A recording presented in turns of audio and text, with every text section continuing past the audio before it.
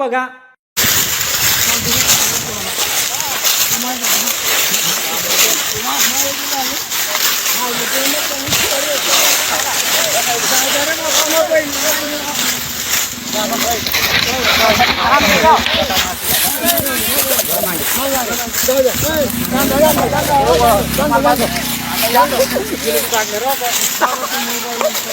या व्हिडिओमध्ये काही तरुण जंगलामध्ये एका महिलेसोबत अंगलट करण्याचा प्रयत्न करतायत। आता हा दुसरा व्हिडिओ बघा।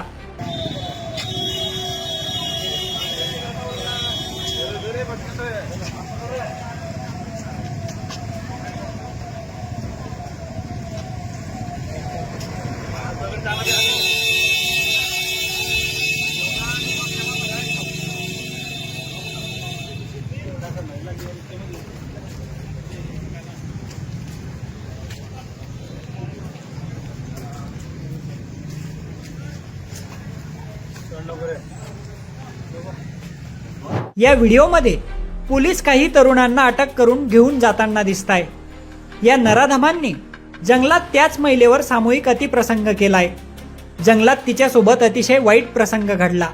नराधमांनी तिच्यावर अत्याचार तर केलाच, पण त्याचं व्हिडिओ शूटिंग देखील केलं। नंतर ते सोशल मीडियावर व्हायरलही केलं। ही धक्कादायक घटना कुठे आणि कशी घडली हे जाणून घेण्यासाठी हा व्हिडिओ शेवटपर्यंत जरूर पहा। जळगाव जिल्ह्यातील जामनेर तालुक्यातील देऊळगाव गुजरी ते पळासखेडा काकर गावाच्या दरम्यान असलेल्या ठाणबर्डी जंगलात 2 जून रोजी ही धक्कादायक घटना घडली होती। पीडित महिला 40 वर्षांची आहे। ती संभाजीनगर जिल्ह्यातील सोयगाव तालुक्यातली रहिवासी आहे। ती तिच्या प्रियकरासोबत जळगाव जिल्ह्यातील बोदवड तालुक्यात असलेल्या एका धार्मिक स्थळी भेट देण्यासाठी येत होती। तेव्हा दोघेही जंगलात गप्पा मारत बसलेले होते। त्याच वेळी जंगलात फिरणारे देऊळगाव गुजरी येथील 15 तरुण त्या ठिकाणी आले। त्यांनी दोघांना शिवीगाळ आणि दमदाटी केली। यावेळी त्या महिलेवर नराधमांनी बळजबरीने सामूहिक अत्याचार केला। त्याची व्हिडिओ शूटिंग देखील काढलं। हा सगळा प्रकार घडल्यानंतर आरोपी तेथून पळून गेले। पीडित महिला आणि तिचा प्रियकर देखील घरी गेले। बदनामी आणि भीतीपोटी पीडित महिलेने या घटनेबद्दल कुठेही वाच्यता केली नाही। पण 27 दिवसानंतर या घटनेचे व्हिडिओ आरोपी तरुणांनी सोशल मीडियावर व्हायरल केले। तेव्हा ही घटना उजेडात आली। नंतर पोलिसांनी लगेच ऍक्शन घेत 14 आरोपींच्या मुसक्या आवळल्या। ही घटना फतेपूर पोलीस स्टेशनच्या हद्दीत एका जंगलाच्या परिसरामध्ये झालेली होती। एक पुरुष आणि एक महिला तिथून जात होते, तर तिथं टू व्हीलरवर जात असताना ते जंगलाच्या तिथं थांबलेले होते झाडाखाली। तर अशा वेळेला तिथल्याच परिसरातले जवळजवळ 15 जे तरुण आहेत ते त्या जंगलाच्या परिसरामध्ये काही निमित्तानं आलेले होते। तर त्यांनी त्यांना ब्लॅकमेल करून किंवा जबरदस्ती करून त्याच्यातल्या 2 संशयित आरोपींनी सदर महिलेवर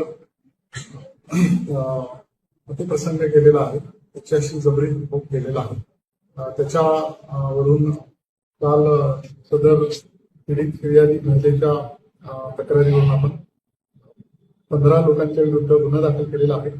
2 लोकांनी ऍक्च्युअल रेप केला आणि बाकीच्यांनी त्यांना सपोर्ट केले म्हणून, आणि त्याच्यातल्या दोघांनी व्हिडिओ रेकॉर्डिंग केले आणि ते सोशल मीडियावर व्हायरल केले, असं म्हणून आपण त्यांच्यावर गुन्हा दाखल केलेला आहे। 15 पैकी 14 आरोपी अटक आहेत। कालच त्यांना अटक केलेला आहे। आता एक आरोपी फरार आहे, त्याचा शोध आपली पथकं घेत आहे। याच्यामध्ये अल्पवयीन आहेत याच्यातले 3 विधी संघर्षग्रस्त पालक आहेत, त्यांच्यावर पण त्या नियमाप्रमाणे कारवाई करण्यात येते। सर, आरोपींना कोर्टात हजर केलंय का? आधी पोलीस कस्टडीची कारवाई केली? आरोपींना अटक केलेलं आहे। आज न्यायालयासमोर हजर करण्यात येत आहे। पोलीस कस्टडीची मागणी केलेली आहे पुढचा तपास करण्यासाठी, त्यानुसार कारवाई होईल। अटक केलेल्या आरोपींना जामनेर न्यायालयात हजर करण्यात आलं होतं। त्यांना 4 दिवसांची पोलीस कोठडी मिळाली आहे। या घटनेतला एक नराधम अजून फरार आहे। आरोपींमध्ये 3 अल्पवयीन मुलांचा देखील समावेश आहे। एका महिलेवर भर दिवसा जंगलात 15 आरोपी सामूहिक अत्याचार करतात, त्याचं व्हिडिओ शूटिंग काढतात। हे ऐकून आपल्या डोळ्यासमोर एखाद्या दाक्षिणात्य चित्रपटाचा सीन उभा राहतो। आता या प्रकरणातील आरोपींना लवकरात लवकर कठोर शिक्षा व्हायला हवी अशीच अपेक्षा आहे।